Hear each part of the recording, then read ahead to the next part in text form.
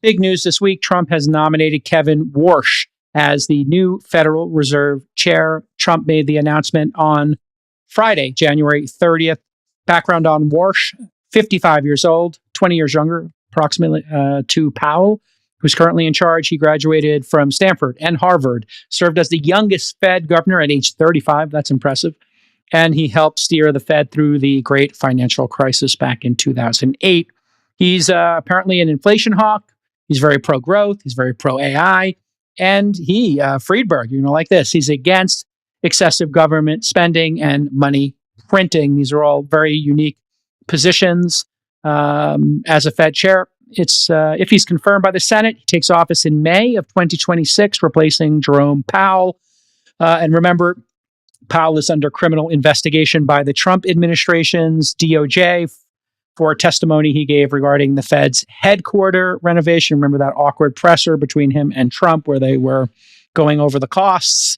GOP Senator Tillis, who we talked about last week, said he will block Warsh's nomination until the DOJ wraps up what a lot of people are calling lawfare against Powell. Friedberg, Warsh was on one of your boards for 5 years. What are your thoughts on him as the Fed chair? As most folks know, he's worked with Stan Druckenmiller for a number of years. Stan's been very public with his comments and was very public with his comments in 2022, 2023, coming out of the pandemic on the Fed's actions and their failure to act at the right time. I think Kevin Warsh was very prescient in his points of view that he has shared publicly at the same time about what the Fed's failure to take action early would mean, which would be rapid rise in inflation. They've been pretty vocal about things that I think are so critical at this stage. If we don't address both the monetary policy and the budget policy, I think we're going to be in a lot of trouble. And I think having Kevin Warsh coming on board means probably generally more quantitative tightening,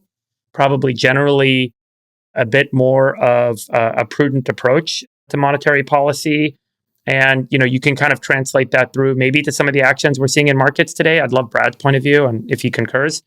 But I think Kevin is a high integrity, deeply intellectual, economic thinker. He's not political. He's not oriented in these kind of dogmatic ways that I think, puts things at risk. He has relationships with central bankers around the world that makes him very much have a good global view. So anyway, I think he's an excellent choice, and I'm really happy the president picked him. Brad, your thoughts? Yeah, I mean, listen, I think Kevin's an excellent choice. Kevin Hassett and Rick would also have been good. I think they all would have flown a very similar trajectory, but I agree with David. The market, I think, is overreacting to, quote unquote, his hawkishness. So let me give you a few counterpoints with respect to war. By the way, before you get to your counterpoints, what is the hawkishness that the market is idea of hawkishness, specifically? The idea of hawkishness is that you're going to do quantitative tightening. That means you're going to pull money out of the system, right? By allowing debt to roll off and not repurchasing, mortgages or other things. Number two, it's that you won't lower rates as much as other people might have lowered rates. So that's what the market is kind of fearful of, because he's been very critical in the past, as we were on this podcast, right, of Jerome Powell in June of 21. It was obvious to everybody in the world that inflation was skyrocketing and the Fed sat on its hands. So, but let me give you a couple of thoughts. Number one, they've said very clearly, and he said clearly, that he really thinks that Greenspan got it right in the 90s, right? That sometimes you can have really high rates of growth without inflation. That comes from productivity. In the 90s, that was driven by the internet. Today, it's driven by AI. He thinks AI will be very deflationary. And so he's more likely to let the economy run so that we can have these 4 or 5% GDP prints without panicking and saying, oh my gosh, I gotta raise rates. Number two, when you look at the balance sheet, the Fed's balance sheet peaked at $9 trillion in 22. It's already rolled off to $6.5 trillion. We've had quantitative tightening to the tune of $2.5 trillion. So yes, I think he'll continue to reduce the size of the Fed's balance sheet, but at a slower rate. And he's recently commented on this. I think at a slower rate than the rate we've been on. So I don't think that is an additional headwind to the economy. And then finally, when it comes to rate cuts, I think that he's going to, I don't think the president would have appointed him unless he was constructive on rate cuts. I think he believes that we're too restrictive. And the reason we're too restrictive is that inflation is well anchored. Listen, Inflation has come in below all consensus estimates for 2 years, right? It's still coming in below consensus estimates because the GDP gains we're getting are from the fact that we're investing more in the economy, from the productivity gains we're seeing from AI, et cetera. And so I happen to think that I would take the over on the number of rate cuts that Warsh is going to give us this year. But I think the market is clearly a little bit nervous about this and saying, the reputation is more hawkishness. And so maybe we ought to back off a little bit. Sachs, your thoughts on this selection by President Trump? Why did he pick him in your mind? Well, I mean, Kevin has every credential that you can possibly have. He's been on the Fed Board of Governors before. He worked for Bernanke. He's sort of as blue chip as it gets. Like Brad said, I think Hassett would have been amazing too, but Warsh certainly is very well credentialed. And I think this pick was quite well received. You saw that in financial markets on the heels of this. The price of gold and silver came down. It was reassuring to those who are worried about currency debasement, basically. Now, that being said, I do think that Warsh has been consistent for the last year, saying the Fed was taking too long to realize that inflation is falling and that they should be cutting more. So I do think that over the next, say, 6 months to a year, he's going to want to cut rates. But I think that the markets are reassured that in the long term, he will make sure that we have the right rates. I will say that I do think the latest data from Truflation bears this out, that again, that inflation is coming way down. And I think that there was some softness in the Challenger Gray report this morning. I don't know if you saw that. There were about 100,000 layoffs in January. Now, roughly half of those, I think, were localized to UPS, which was severing its deal with Amazon. And then Amazon was basically making a bunch of efficiency cuts. Only 7% were related to AI, so that's not the story. It's really, I think, very localized to Amazon and its delivery partner. But nonetheless, you see pockets of weakness. And again, I think Powell's been too late to cut rates. He could have done it last week. That would have been a lot better. But now I guess their next meeting is not until March or April. And I think you see it reported that the expectations for a rate cut have gone up. Yeah. And the independence of the Fed, I guess, has always been the big issue here. Friedberg, Chamath's not here this week, but he's been saying maybe the Fed should be disbanded. Do you have concerns, Friedberg, with the independence of the Fed and, the executive branch maybe having too much influence over setting of rates and quantitative easing? My day as emperor would probably resolve us back to being on the gold standard, so we wouldn't be printing money. But hey, that's about it. That's the only opinion I have. The rest of here's it, the problem. What if you have a Fed chair who is too late to cut rates and he's tanking the economy or hurting the economy? Definitely not tanking it, but it's hurting it relative to what it could be. And he seems to not want to adjust course because, he's kind of dug in his heels and maybe he has animus towards the executive branch. What do you do in that situation? Then what did you do when AOC is President AOC with Vice President Mandami? And they decide, hey, we want to stick it to government, and there is no Fed, or they have too much influence. Brad, well, no one's trying to get rid of the independence of the Fed, J. Cal.